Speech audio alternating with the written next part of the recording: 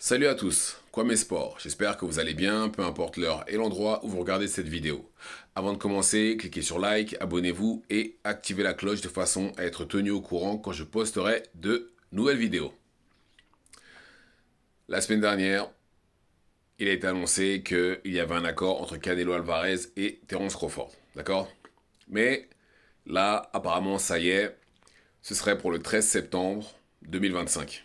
En attendant, Canelo va l'affronter William Skull. William Skull qui est l'actuel champion IBF de la catégorie super middleweight. Et ça permettra à Canelo de devenir 2 fois champion incontestable dans la même catégorie. Ce qui fait que ça rendra le combat très intéressant entre Canelo et Crawford. Parce que ça permettrait à Crawford, en cas de victoire, de devenir champion incontestable pour la 3e fois dans une 3e catégorie. Comme si déjà 2 fois, c'était pas juste énorme.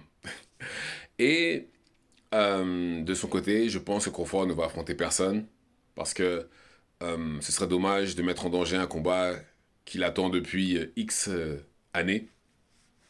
Donc voilà. Mais apparemment, il n'y aura pas de clause de réhydratation lors de ce combat-là. Ça veut dire que si Canelo décide de venir en dessous de, je sais pas, en dessous de la limite pour light heavyweight, il peut. Bon, même si Canelo ne le fera pas, hein. Mais voilà, c'est pas impossible que juste pour ce combat-là, il augmente un petit peu son poids. Même si Canelo ne se réhydrate pas énormément, il est quand même pas spécialement grand pour la catégorie. Mais là, c'est pas la même chose parce qu'il aura Terence Crawford qui, lui, devra monter de 2 catégories. Et dans le cas de Terence Crawford, je ne pense pas qu'il va venir en dessous de la limite de super middleweight. Je pense pas que ce soit une bonne idée. Je pense qu'il va bien entendu au moins monter d'une catégorie de façon à pouvoir garder sa vitesse, de façon à pouvoir se déplacer et pas non plus s'épuiser en utilisant les déplacements parce que Bomac, qui est son entraîneur, l'a dit, théoriquement, ils vont utiliser les déplacements pour pouvoir battre Canelo. Même si je ne pense pas que ce soit la bonne stratégie, mais bon, euh, c'est ce que Bomac a dit. Et je pense que, comme j'ai dit, hein, je pense pas que ce soit un combat intéressant. J'insiste, les deux ont des très très gros clients dans leur catégorie respective et des combats très lucratifs, que ce soit Canelo, parce que déjà, Canelo c'est une star, peu importe qui il va combattre, il y a 30 millions minimum.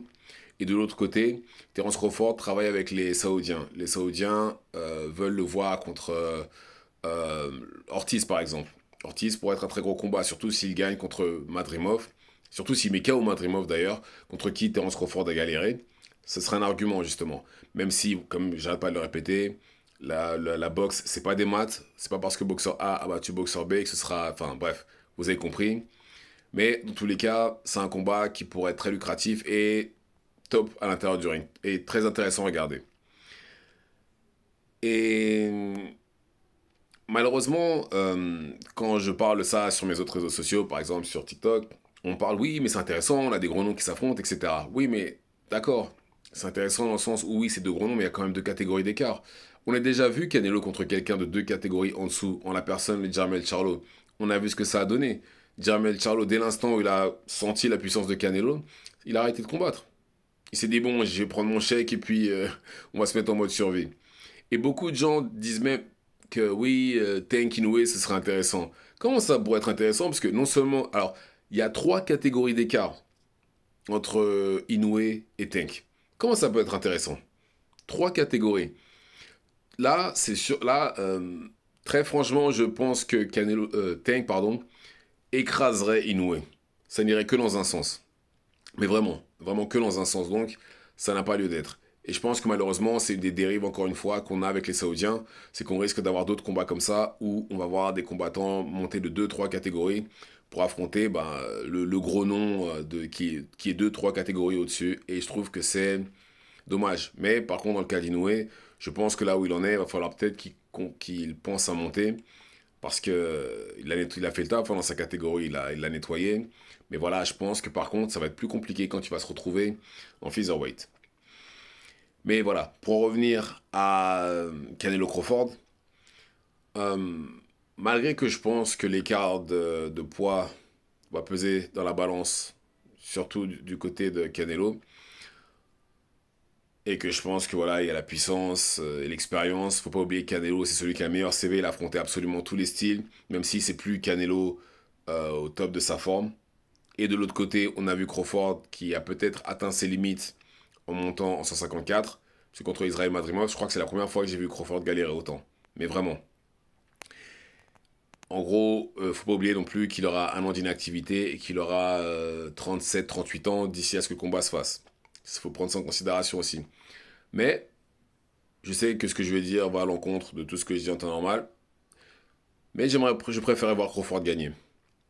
Oui, je préférais voir Crawford gagner. Je préfère voir David battre Goliath. Parce que on s'attend tous à voir Canelo gagner. C'est ça, en fait, dans la logique, c'est ça ce qui va se passer. Et s'il gagne en plus, il aura. Personne ne va le féliciter. Personne ne le félicitera. Parce que ça va être, ouais, mais t'es Canelo. T'es un super middleweight. Tu viens d'affronter quelqu'un qui vient de 2 catégories en dessous. Personne ne va le féliciter. Personne. De l'autre côté, par contre, si Crawford gagne, lui va être félicité.